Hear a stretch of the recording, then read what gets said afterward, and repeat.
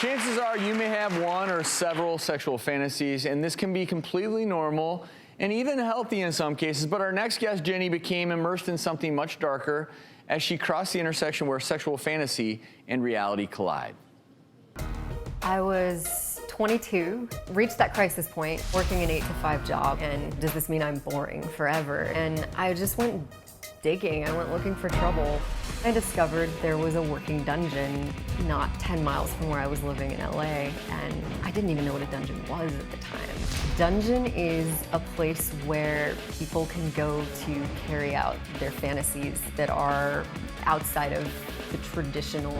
It's not somewhere that people go to have sex, so no exchange of bodily fluids. When I found them online, there's the banner on the side of the page that says now hiring, no experience necessary. And it was like the universe calling my bluff, like, how bad do you want an adventure? When you say dungeon, I think you picture like a dark hole in the ground with chains on the wall, and it's not that at all. There are rooms that fit different themes. So there's a classroom that's decorated with desks and a globe, and then the next room over is the medical room that's kitted out exactly like an exam room, and then you've got a room that is a dungeon, so there's chains on the wall and it's stone and cold and dark.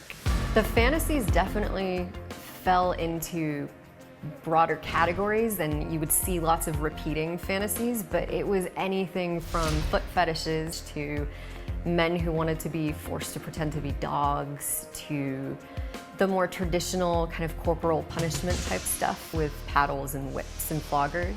So I was a submissive at first, and then, within a period of months, worked my way and learned enough to pass the test to become a switch, which means you can take dominant sessions or submissive ones. I was really driving for the dominant stuff. I knew that was where I wanted to be. It was a completely secret life while I was doing it. Only a few very close friends and my boyfriend at the time knew that I was doing it. It was definitely fun to have a double life in the way that, it feels empowering to have a secret, but then it is stressful and exhausting. It's stressful having to lie to people. I did it solidly for a year and then kind of on and off for about another year. By that time, I was starting to find my footing at my day job, and it was getting harder and harder to juggle the two. Definitely let me get out that exciting, wild side.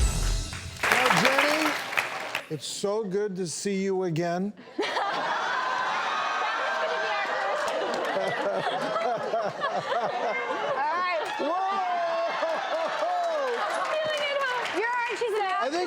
I think she's on. So Jenny obviously joins us. Welcome, Jenny. And for the record, Jenny, you can back me up on this. I know you haven't been a dominatrix because whatever you just did, you do not know what you're doing with the whip. But actually, this used to be part of your life. Now it's not. Tell us about that. Tell us about the transition. I'm now, a mom and a wife, and in a completely different phase of my life.